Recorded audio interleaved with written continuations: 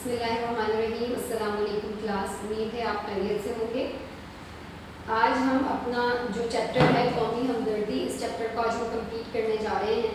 Last week हमने इस chapter की जो है वो हाफ रीडिंग की थी और हमने जो इसका वर्क किया था वो भी हाफ किया था।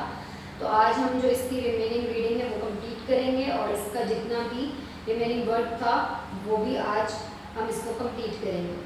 तो आप लोग अपने पास उर्दू की बुक्स भी रखें और अपने पास एक रफ कॉपी रखें। जितने भी मुश्किल अल्फाज के आते जाएंगे उसके मायने में आपको साथ साथ लिखवाती रहूँगी, या तो फिर बुक पे अपने जो है वो पेंसिल से मीनिंग्स लिख लें या फिर रफ कॉपी में अपने पास ये मीनिंग्स नोट कर लें। ये आप लोगों ने अपनी फेयर कॉपी के अंदर नहीं करने, आपकी आसानी के लिए।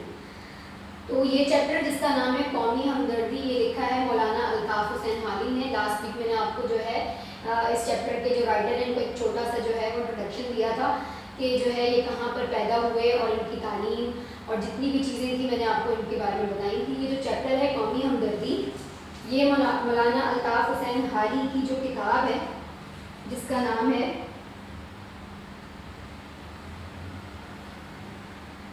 कुलियाते नस्र हाली, उनकी इस किताब की जो जिल्द है, जिल्द 2, उससे ये चैप्टर लिया गया जिसका नाम है कौमी हमदर्दी। मैंने लास्ट वीक जब इसकी रीडिंग की थी तो मैंने बहुत सारी चीज़ें आपको समझाई थी। उन चीज़ों को थोड़ा सा मैं रिपीट कर देती हूँ आपकी आसानी के लिए, ताकि फिर हम दोबारा से जो है वो आगे की जो बात है वो हम कर सकें। यहाँ पर लफ्ज़ है हमदर्दी। तो हमदर्दी क्या होती है?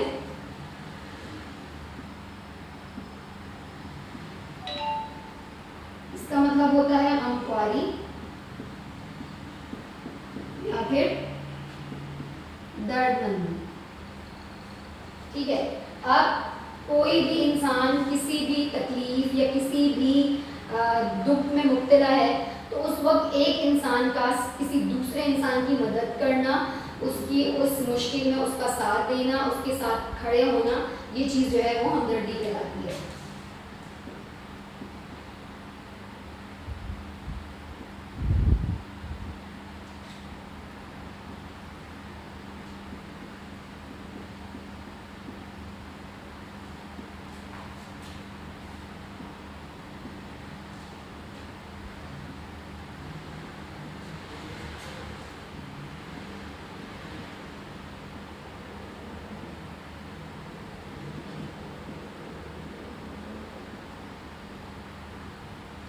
ठीक है। किसी की भी दुख में, तकलीफ में, परेशानी में बिला गर्ज किसी दूसरे इंसान के साथ जो है उसकी तकलीफ और उसकी परेशानी के अंदर खड़े होना और उसकी मदद करना, ये चीज़ जो है वो हमदर्दी कहलाती है। अच्छा, हमदर्दी जो है ये 2 फारसी अल्फाज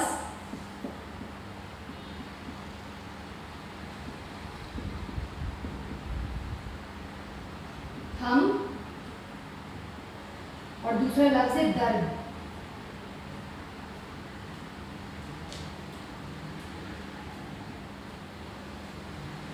इससे मिलकर बना है, जिसके मायने जो हैं 2 या 2 से ज़्यादा अशखास का इरादतन या फिर बिला इरादतन किसी की भी तकलीफ में, किसी की भी परेशानी में शरीक होना, ये चीज़ जो है वो हमदर्दी कहलाती है। जो कि 2 फारसी अल्फाज से मिलकर बना है ये लफ्ज़, जिसमें 2 या 2 से ज़्यादा लोग जो है वो किसी भी इंसान की तकलीफ़ में, उसकी परेशानी में जो है वो उसमें शामिल होते हैं। अब वो चाहे इरादतन हो, अगर किसी का इंतकाल हो गया है तो अब आपने वहाँ पर जाना है, ठीक है, और उनकी जितनी भी मदद आप कर सकते हैं वो सारी आपने करनी है, वो इरादतन। और कुछ चीज़ें ऐसी भी होती हैं कि जो हमने प्लान नहीं की हुई होती है लेकिन वो हो जाती हैं। अगर आप सड़क पर गुजर रहे हैं, किसी का एक्सीडेंट हो गया या किसी भी जानवर को आपने तकलीफ़ में देखा, तो उस वक्त कोई पहले से आपने कोई चीज़ प्लान नहीं की थी, क्योंकि वो कुदरती तौर पर कोई चीज़ या वो वाक़या वहाँ पर रूनुमा हुआ और आप उसकी तकलीफ़ में जो है वो शामिल हुए और आपने उसकी मदद की, तो ये चीज़ आपने उसमें शिरकत की। तो इसी तरीके से इरादतन किसी की भी तकलीफ़, परेशानी के अंदर उसमें शामिल होना या बिला इरादतन जो है शामिल होना, ये चीज़ क्या कहलाती है? हमदर्दी कहलाती है। यहाँ पर मौलाना अल्ताफ़ हुसैन हाली ने इस चैप्टर में जो चीज़ समझाने की कोशिश की है वो उसी हमदर्दी की ही बात की है और उसके मफ़हूम और इसकी अहमियत से जो है वो आगाह किया है। اور یہاں پہ انہوں نے صرف انفرادی طور پر بات نہیں کی بلکہ اجتماعی طور پر ایک قوم میں جو ہے وہ ہمدردی کا ہونا کتنا ضروری ہے اور اسی ہمدردی کی بنا پر جو ہے وہ قوم کتنی ترقی کرتی ہے، یہ ساری چیزیں اس میں بتائی گئی ہیں۔ تو ہم نے اس چیپٹر کی ہاف ریڈنگ کی تھی، آپ اپنے پاس بکس رکھیے اور پیج نمبر 25 پہ آئیے۔ اس کا 3rd پیراگراف ہے، یہاں سے ہم ریڈنگ کریں گے۔ میں جو پہلے اس کی ریڈنگ کروں گی، پھر اس کے میننگز لکھتی جاؤں گی اور پھر اس کو ایکسپلین کروں گی۔ ہمدردی انسان میں اس لیے پیدا کی گئی ہے کہ کارخانہ دنیا کا انتظام درہم برہم نہ ہونے پائے، کیونکہ انسان اپنی ضروریات میں ایک دوسرے کے محتاج ہیں۔ ایک کی گاڑی دوسرے کی مدد کے بغیر نہیں چل سکتی، بس اگر انسانوں میں ہمدردی نہ ہو تو یہ کارخانہ درہم برہم ہو جائے۔ مشکل الفاظ کے معنی جو ہے وہ آپ ساتھ ساتھ لکھتے ہیں۔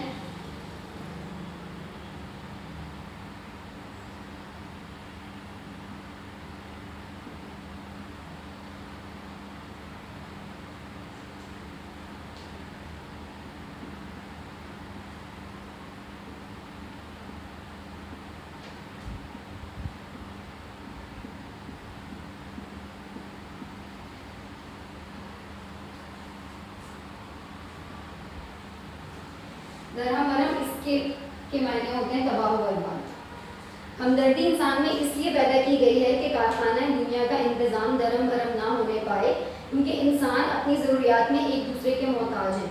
کیونکہ انسان جو ہے وہ ایک سماجی حیوان ہے، وہ کسی دوسرے کی مدد کے بغیر جو ہے وہ نہیں زندگی گزار سکتا۔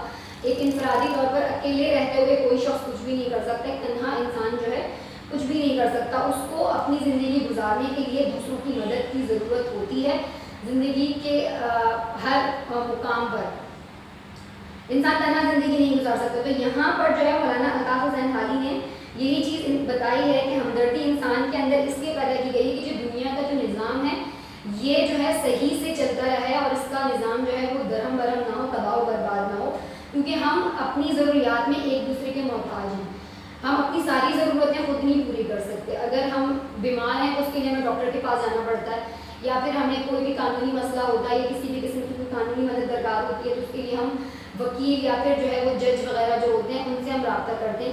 اسی طریقے سے جو سبزیاں، جو پھل، جو اناج ہم کھاتے ہیں تو اس کے لیے ہم کسانوں کے ایک طریقے سے مدد کے محتاج ہیں کہ وہ یہ ساری چیزیں اگاتے ہیں۔ پھر اسی طریقے سے کوئی کپڑے سینے والا ہے، کوئی کاریگر ہے، کوئی انجینئر ہے، کوئی بلڈنگز بناتا ہے، تو یہ ساری چیزیں ہر انسان خود یہ سب چیزیں نہیں کر سکتا، تو کسی نہ کسی طریقے سے ہم دوسروں کے محتاج ہوتے ہیں۔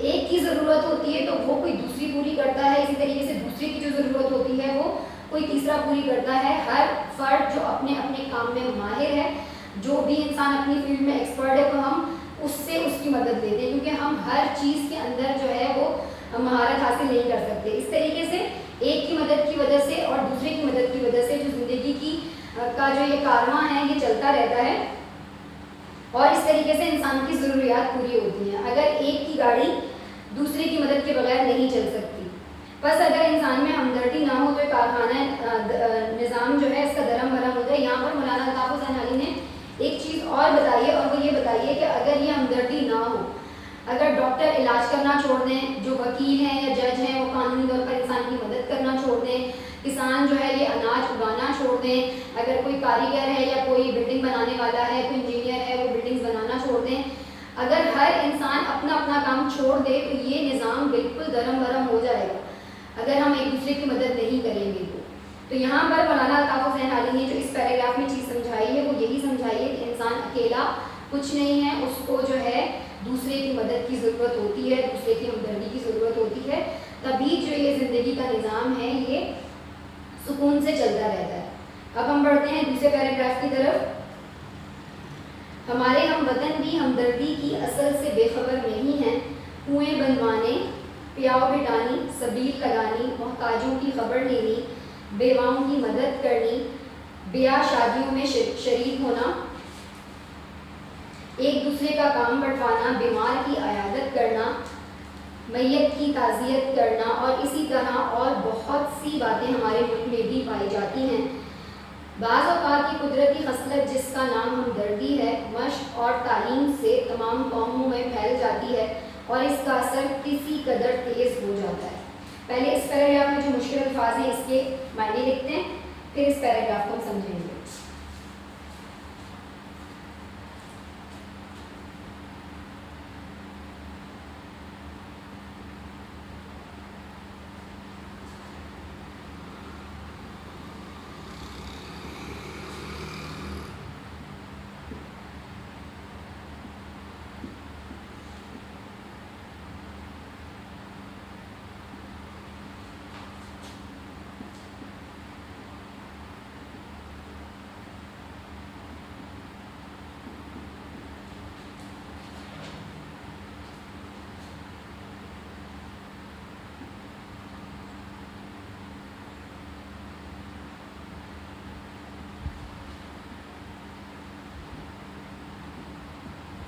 پیاؤ بٹھانے کے معنی ہوتے ہیں جانوروں کو جو پانی پلانے کی جگہ ہوتی ہے، تو اردو میں اسے جو ہے پیاؤ بٹھانی کہا جاتا ہے، اور خصلت کا مطلب ہوتا ہے فطرت.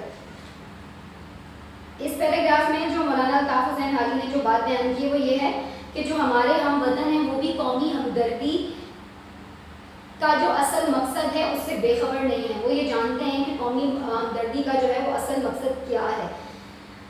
بہت سارے لوگ ہیں جو خدمت خلق کرتے ہیں، اور جو ہے جو بھی کام کرتے ہیں وہ خدمت خلق اور انسانی ہمدردی کے جذبے کے تحت ہی وہ سارے کام کر رہے ہوتے ہیں. اب اس میں لوگ جو ہیں وہ کنویں بنواتے ہیں، تو وہ کنواں کوئی انسان اپنی اس کے لیے تو نہیں بنا رہا ہوتا، اس سے کوئی دوسرا جو ہے وہ فائدہ حاصل کرے گا.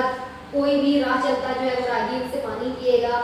تو کنویں بنوانے ہوں، پیاؤ بٹھانے مطلب جانوروں کو جو پانی پلانے کی جگہ ہوتی ہے، بہت سارے لوگ جو ہے اس کا بھی انتظام کرتے ہیں.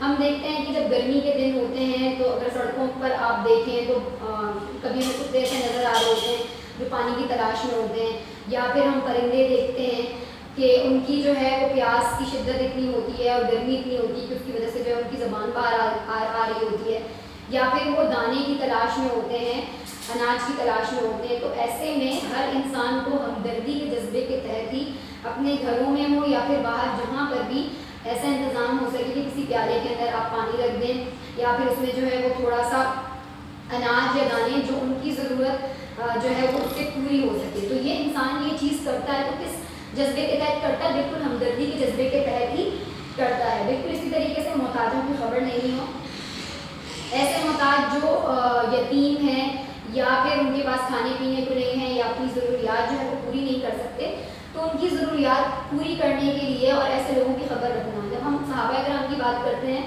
تو صحابہ کرام کا جب دور تھا تو حضرت عمر فاروق اور جتنے بھی صحابہ ہیں وہ گلیوں میں گشت کیا کرتے تھے اور یہ دیکھتے تھے کہ کوئی محتاج تو نہیں ہے، کوئی ضرورت مند تو نہیں ہے. بیس بدل کر جو ہے وہ لوگوں کی خبر گیری کیا کرتے تھے کہ اگر کوئی محتاج ہے، کوئی ضرورت مند ہے تو ہم اس کی ضرورت کو پورا کریں. بالکل اسی طریقے سے قومی ہمدردی کے تحت یا پھر جو ہم ہمدردی کا جذبہ جو اللہ تعالیٰ نے ہمارے دلوں کے اندر رکھا ہے اسی جذبے کے تحت ہم محتاجوں کی خبر رکھتے ہیں، پھر محتاج ہے تو اس کی مدد کرتے ہیں. بالکل اسی طریقے سے یہاں پر اس کے ساتھ ہی لکھا ہے کہ بیواؤں کی مدد کرنا. ایسی عورتیں جن کے شوہر جو ہیں وہ دنیا سے جا چکے ہیں، جن کا انتقال ہو چکا ہے، اب وہ اپنی ضروریات کیسے پوری کریں، کیونکہ اس معاشرے کے اندر وہ کیسے رہیں، ان کا خیال رکھنا اور ان کی ضروریات پوری کرنا یہ بھی جو ہے بہت زیادہ ضروری ہے. ہمارے پیارے نبی صلی اللہ علیہ وسلم نے جتنے بھی ہمیں آداب سکھائے ہیں اس میں ہمدردی بھی ہے، اور ہمارے پیارے نبی صلی اللہ علیہ وسلم جو ہے بیواؤں کی مدد کرتے تھے اور آپ نے جو ہے وہ بیوہ سے نکاح بھی کیا. تو اسی طریقے سے بیواؤں کی مدد کرنا یہ بھی ہمیں اسلام سکھاتا ہے، اور اسی جذبے کے تحت جس کی ہم ہمدردی کی جو بات چل رہی ہے تو بیواؤں کی مدد بھی اسی جذبے کے تحت ہم کرتے ہیں. پھر بیاہ ہوتا ہے کسی کی شادی ہو اس میں شرکت کرنا. اب شادی ایک ایسی چیز ہے ہمارے اس میں معاشرے میں کہ ہم جو ہے دوسرے کی مدد کر رہے ہوتے ہیں. اگر آس پڑوس میں شادی ہے یا کسی کے رشتہ داروں میں شادی ہے تو اس شادی میں ہم شرکت کرتے ہیں اور شادی میں بہت سارے کام ہوتے ہیں. تو یہاں پر مولانا الطاف حسین حاجی نے یہ چیز بتائی ہے کہ جو بھی بیاہ شادیوں میں جو شریک ہونا ہے تو وہاں پر کوئی بھی کام اگر کیونکہ اس وقت اس گھر میں کام بہت زیادہ ہوتے ہیں تو ان کاموں کے اندر ہاتھ بٹانا، ایک دوسرے کی مدد کرنا، یہ ساری چیزیں بھی ہمدردی کے جذبے کی تحت ہوتی ہیں. پھر یہاں پر ہے بیمار کی عیادت کرنا. اگر کوئی بیمار ہے تو اس کی خبر گیری کرنا، اس کی عادت کرنا, اس کا حال چال پوچھنا. پھر اگر اس کو پیسوں کی کوئی تنگی ہے اس بیماری کی حالت میں, یا اس کو کوئی بھی کسی بھی قسم کی کوئی مالی پریشانی ہے, تو اس مالی پریشانی کو دور کرنے کے لیے اس کی مدد کرنا. پھر میت کی تعزیت, اور اسی طریقے سے بہت ساری باتیں ہیں جو ہمارے ملک میں پائی جاتی ہیں. اب اگر کسی کا انتقال ہو گیا ہے تو اس انتقال والے گھر میں, کیونکہ وہ لوگ خود غم اور سوگ کی کیفیت میں ہوتے ہیں, تو ان کو کسی چیز کا ہوش نہیں ہوتا. ایسے میں جو ان کے آس پڑوس کے لوگ ہیں یا پھر وہ جو ان کے رشتہ دار ہیں, وہ سب اسی ہمدردی کے جذبے کے تحت ان کے گھروں میں جمع ہوتے ہیں, ان کو حوصلہ دیتے ہیں, ان کو تسلی دیتے ہیں. اور کسی بھی طریقے کی کوئی مدد ہوتی ہے, کوئی ٹینٹ لگوانا ہو, تمبو کا انتظام کروانا ہو, یا پھر دوسری چیزوں کا ارینجمنٹ کرنا ہو, تو یہ ساری چیزیں ہمدردی کے جذبے کے تحت ہی کی جاتی ہیں. اور یہ ساری چیزیں جو ہیں ہمارے ملک کے لوگوں کے اندر پائی جاتی ہیں. آگے جو ہے مولانا الطاف حسین علی اس میں کہتے ہیں کہ بعض اوقات کی قدرتی خصلت جس کا نام ہمدردی ہے, مشق اور تعلیم سے تمام قوموں میں پھیل جاتی ہے اور اس کا اثر کسی قدر تیز ہو جاتا ہے. یہاں پر مولانا الطاف حسین علی نے بتایا ہے کہ جو قومی ہمدردی ہے, اس کا جذبہ جو ہے یہ قدرتی طور پر انسان کے اندر رکھا گیا ہے. اب یہ جذبہ صرف انسانوں میں نہیں پایا جاتا, یہ جذبہ جو ہے وہ حیوانوں میں بھی پایا جاتا ہے, جانوروں کے اندر بھی یہ جذبہ پایا جاتا ہے. اگر کوئی چونٹی کو اگر ہم دیکھیں تو وہ اگر کہیں پر اس کو خبر ملتی ہے کہ یہاں پر کوئی دانہ ہے, تو وہ اکیلے وہاں پر وہ چونٹی یا چونٹا جو ہے وہ اس دانے کو نہیں چکتے ہیں, بلکہ وہ اپنی پوری جو فوج ہوتی ہے ان کو بھی وہاں پر بلاتے ہیں کہ یہاں پر جو ہے وہ دانے کا انتظام ہے, اور مل کر جو ہے اس سے فائدہ حاصل کرتے ہیں. اسی طریقے سے پرندے ہوں, اگر وہ کہیں پر بھی اترتے ہیں, پرندوں کے غور اترتے ہیں, تو وہ پہلے سے اس چیز کے کوئی ایک پرندہ ایسا ہوتا ہے جو اس چیز کی پہرے داری کر رہا ہوتا ہے کہ میں دیکھ لوں کہ وہاں پر کوئی ایسے حالات تو نہیں ہے, کوئی شکاری تو نہیں ہے جو ان کو شکار کر کے لے جائے گا. تو وہ پرندہ یہ چیز کیوں کر رہا ہوتا ہے؟ ہمدردی کے جذبے کے تحت بھی. تو یہاں پر مولانا الطاف حسین علی نے یہ چیز بتائی ہے کہ اس کے لیے, ہمدردی کے جذبے کے لیے, آپ کا پڑھا لکھا ہونا, آپ کا تعلیمی یافتہ ہونا ضروری نہیں ہے. یہ جذبہ قدرتی ہے جو اللہ تعالیٰ نے انسانوں کے دلوں کے اندر رکھا ہے, اور اس کا اثر جو ہے بہت تیزی سے ہوتا ہے. اگر کوئی بیمار ہے, کوئی پریشان ہے, یا پھر ہم نے راہ چلتے میں کسی جانور کو دیکھا, یا کسی کا ایکسیڈنٹ دیکھا, یا کوئی بھی قدرتی آفت ہے, کوئی سیلاب ہے, کوئی زلزلہ ہے, یا کسی بھی طریقے کی کوئی قدرتی آفت ہے, تو اس میں جو چیز آپ کو موٹیویٹ کرتی ہے کسی دوسرے کی مدد کرنے کے لیے, وہ یہی ہمدردی ہوتی ہے, کیونکہ ہم ان کے درد کو, ان کی تکلیف کو سمجھ پاتے ہیں. اب ہم بڑھتے ہیں نیکسٹ پیراگراف کی طرف. میونسپل کمیٹیاں جو سرکار نے جا بجا شہروں اور قصبوں میں قائم کی ہیں, اگر پورا اپنا فرض ادا کریں اور جس غرض کے لیے مقرر کی گئی ہیں اسی کو مد نظر رکھیں, تو یہ بھی ہمدردی کے اچھے نمونے ہیں.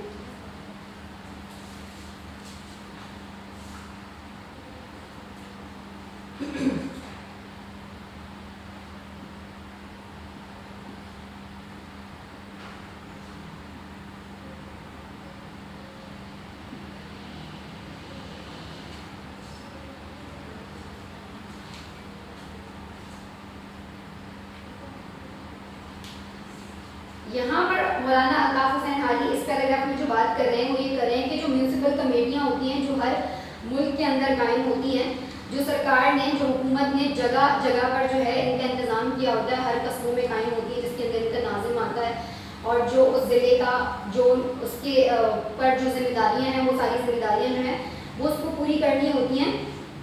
تو یہاں پر مولانا الطاف حسین علی کہہ رہے ہیں کہ ان ساری کمیٹیوں کو جو اپنے فرائض ہیں وہ پورے جو ہے وہ دل لگی کے ساتھ اور صحیح ایمانداری کے ساتھ جو ہے ان کو پورا ادا کرنا وہ بہت زیادہ ان کے لیے ضروری ہے. اور جس غرض کے لیے اور جس مقصد کے لیے وہ ساری کمیٹیاں بنائی گئی ہیں ان کو جو ہے اسی چیز کو مد نظر رکھنا چاہیے, چاہے وہ شہر کی حالت سدھارنا ہو, صفائی کا انتظام کرنا ہو, وہاں پر پانی کا انتظام کرنا ہو, لوگوں کو اگر کسی بھی طریقے کی کوئی تکلیف ہے یا کوئی بھی کمپلین کرنی ہے تو اس کے لیے وہ لوگ ہمیشہ حاضر رہیں اور ان کی اس مشکل کو سلجھائیں. اگر محلے میں کسی بھی طریقے کا پانی کا یا کسی بھی طریقے کا کوئی اور مسئلہ ہے تو یہ سارے فرائض جو ہے میونسپل کمیٹیوں کو جو ہے وہ کرنے ہوتے ہیں.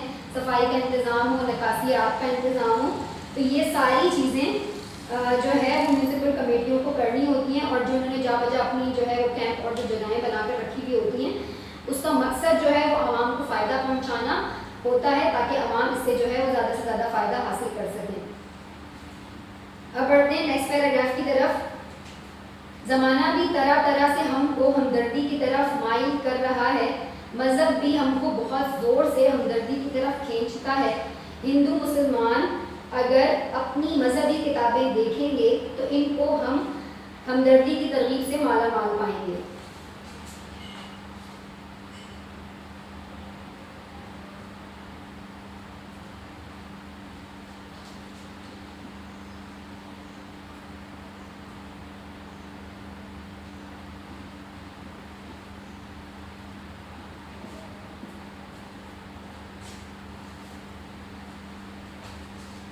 یہاں پر مولانا الطاف حسین علی نے اس پیراگراف میں جو بات کی ہے وہ بات کی ہے زمانے کی، کہ زمانہ بھی ہم کو طرح طرح سے ہمدردی کی طرف مائل کرتا ہے۔ کوئی بھی زمانہ گزرا ہو، کسی بھی زمانے کی ہم بات کریں یا کسی بھی مذہب کی ہم بات کریں، ہر زمانہ اور ہر مذہب جس نے آپ کو تعلیم دی ہے وہ ہمدردی کی تعلیم دی ہے، امن کی تعلیم دی ہے۔ کوئی بھی مذہب ایسا نہیں ہے یا کوئی بھی زمانہ ایسا نہیں گزرا کہ جس میں جو ہے وہ ظلم و تشدد کو جو ہے پروموٹ کیا گیا ہو۔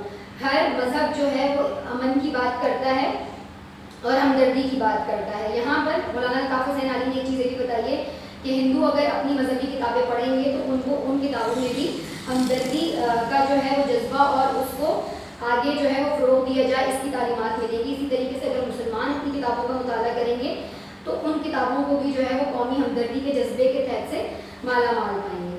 اب دین اسلام جو ہے وہ بھی جذبہ ہمدردی کو جو ہے پسندیدگی کی نگاہ سے دیکھتا ہے۔ قرآن پاک میں جگہ جگہ جو ہے وہ اللہ تعالیٰ جو ہے اس چیز کا ذکر کرتے ہیں، جیسے کہ قرآن پاک میں ارشاد ہوتا ہے بے شک اللہ تعالیٰ جو ہے وہ رحم کرنے والوں کو پسند کرتا ہے، اگر تم کسی پر رحم کرو گے تو اللہ تعالیٰ بھی تم پر رحم کرے گا۔ ایک اور جگہ قرآن پاک میں ارشاد ہے جس کا ترجمہ کچھ یوں ہے کہ جو دوسروں پر رحم نہیں کرتا تو اللہ تعالیٰ بھی اس پر رحم نہیں کرتا۔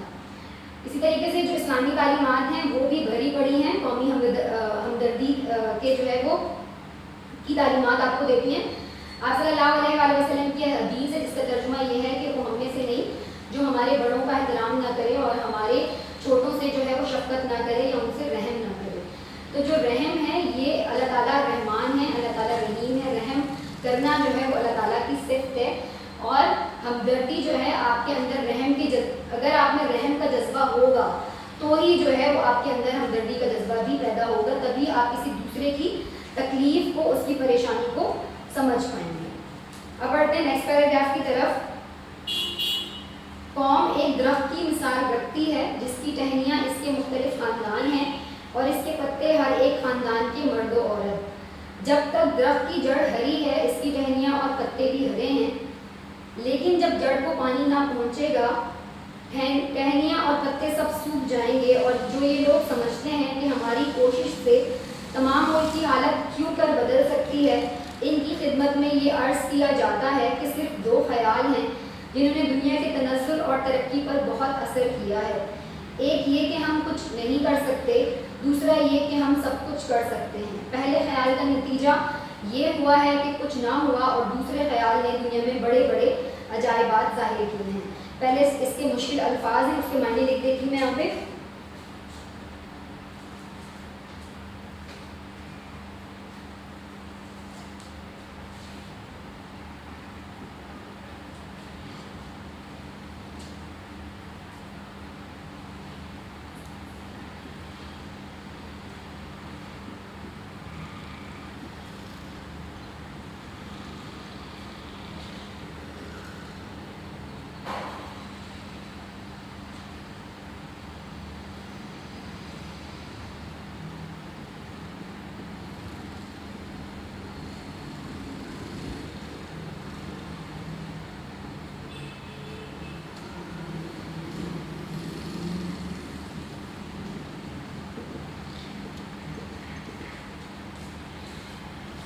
یہ اس چیپٹر کا لاسٹ پیراگراف ہے جس میں مولانا الطاف حسین علی نے ایک بہت ہی خوبصورت مثال دی ہے اور ہمدردی کو قومی ہمدردی کو جو بہت اچھے سے چیز بتائی ہے یہاں پر مولانا الطاف حسین علی کہتے ہیں کہ قوم ایک درخت کی مثال رکھتے ہیں اور اس درخت کی جو ٹہنیاں ہیں وہ اس کے مختلف خاندان ہیں اور جو اس کے پتے ہیں وہ ہر خاندان کے مرد و عورت ہیں۔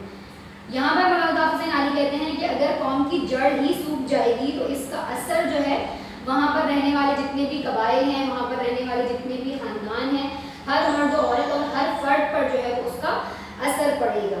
قوم کی جتنی بھی کمزوریاں ہیں، جتنی بھی خامیاں ہیں، وہ خاندان سے ہوتے ہوئے، ہر مرد و عورت سے ہوتے ہوئے ہر فرد پر ضرور آئیں گی، اور اگر قوم ترقی کی طرف مائل ہے تو ہر فرد پر اس کا جو ہے وہ اثر ضرور ہوگا۔